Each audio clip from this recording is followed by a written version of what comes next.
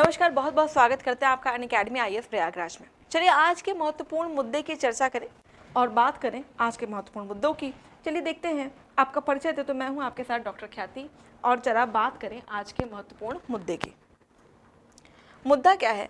Y investors did not pick up Jammu and Kashmir lithium block auction. ये मुद्दा क्या है कि दरअसल अभी पूरी दुनिया को अगर आगे बढ़ना है तो पूरी दुनिया को आगे बढ़ने के लिए क्या करना होगा?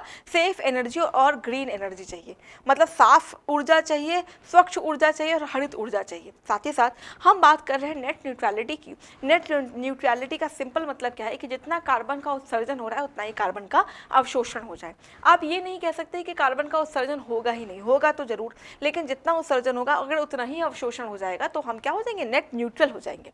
अगर आपको कार्बन उत्सर्जन को कम करना है तो आपको क्या चाहिए होगा? उसके लिए अलग अलग विकल्पों की बात होती है। इसमें जो सबसे बड़ा विकल्प है वो हम कहा जा रहा है कि आप इलेक्ट्रिक व्हीकल्स को शुरू करिए।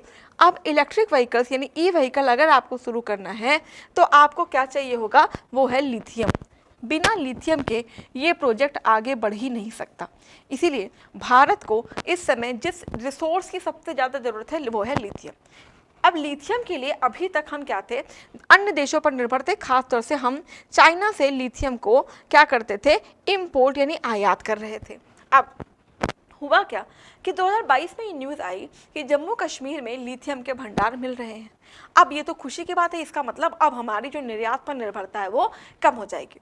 कुछ दिनों बाद खबर आई कि राजस्थान में भी भाई लिथियम मिल रहा है। तो अगर हमारे देश में ही लिथियम के रिजर्व मिल जाएंगे तो फिर हमें बाकी देशों में जाने की ज़रूरत नहीं पड़ेगी। अब ये क्या न्यूज़ अब क्या आ रही है कि जो इन्वेस्टर्स हैं वो जम्मू कश्मीर में ऑक्शन के लिए जा ही नहीं रहे हैं।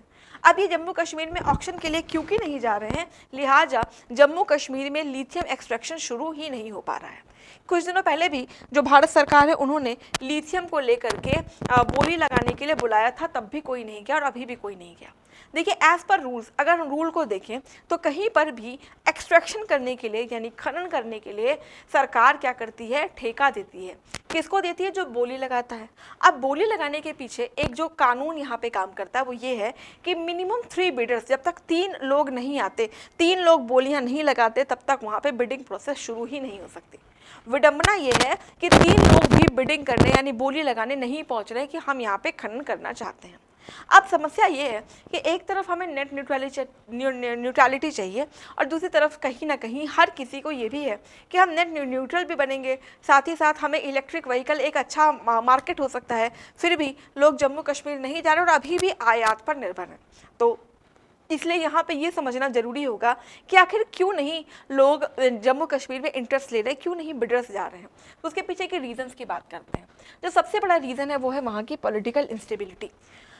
देखिए अभी भी जम्मू कश्मीर पॉलिटिकली जो है स्टेबल नहीं हो पा रहा है, कभी कुछ कभी कुछ कभी कुछ लगा रहता है। साथ ही साथ जो है यहाँ पे अगर कोई निवेश करता है, सपोज करो कोई आतंकवादी घटना हुई, कुछ भी होती है, तो क्या होगा? वो निवेश तो आपका चौपट हो गया। दूसरी चीज़ कि यहाँ पे अभी भी क्योंकि पॉलिटिकली इंस्टेबिलिटी बहुत ज़्यादा है, और दूसरी तरफ क्या होगा कि कहीं अगर लोगों के हित इन्वेस्टर के हित से जाकर टकराए तो क्या पता भारत सरकार ही बोल दे कि जो वापस आओ, यहाँ पे लोगों के हित टकरा रहे हैं। तो ऐसे में हर किसी को अपने निवेश को लेकर के चिंता हो रही। Number 1, this is the reason कि लोग नहीं जा रहे हैं। फिर खास तौर से बात करें जो आपके जम्मू कश्मीर का इन्वायरमेंट है ना, बड़ा फ्रेजाइल इन्वायरमेंट है। वहाँ पे आपको पता है हिमालय की चोटियाँ, घाटियाँ, ये सारी कुछ हैं। तो जो इन्वायरमेंट है वो इतना फ्रेजाइल है कि अगर वहाँ पे मतलब निवेश किया गया, खनन शुरू किया गया, और कल को इस खनन की वजह से इन्वायरमेंट में कोई प्रॉब्लम आती है तो फिर इन्वायरमेंट को लेके यदि सरकार कुछ भी कहती है तो फिर से ये निवेशकों के लिए बड़ी प्रॉब्लम हो जाएगी। लिहाजा इसलिए भी कोई निवेशक जम्मू कश्मीर में इंटरेस्ट नहीं दिखा रहा है। तो ये तो 2 चीज़ें हो गई। इसके बाद हम बात करें इकोनॉमिक वायबिलिटी की, तो यहाँ पे यह है कि भाई जब हम एक्सट्रैक्ट करेंगे पहाड़ों से, फिर उसके बाद माइन करने के बाद उसको मार्केट तक पहुँचाना, इन सब में जो सुरक्षा चीज़ें हैं वो खतरे में आएंगी। लिहाजा ये सारे रीजंस ऐसे हैं जिसकी वजह से लिथियम के भंडार भारत में मिलने पर भी लोग क्या है, आयात पर निर्भर है। हम अभी भी कह रहे हैं चाइना से ले लेंगे, रहने दो, हमें नहीं खनन करना है। अब इसको लेकर समस्या ये है, प्रॉब्लम ये है, चुनौती ये है कि आने वाले समय में भारत सरकार इसको लेके क्या रुख लेगी, कैसे भारत सरकार इसको ठीक करेगी। क्योंकि देखो, कहीं पर भी हम बात कर रहे हैं आत्मनिर्भर भारत की, मेक इन इंडिया की, तो self reliance is the key. Self reliance बहुत इंपॉर्टेंट है, आत्मनिर्भरता बहुत आवश्यक है।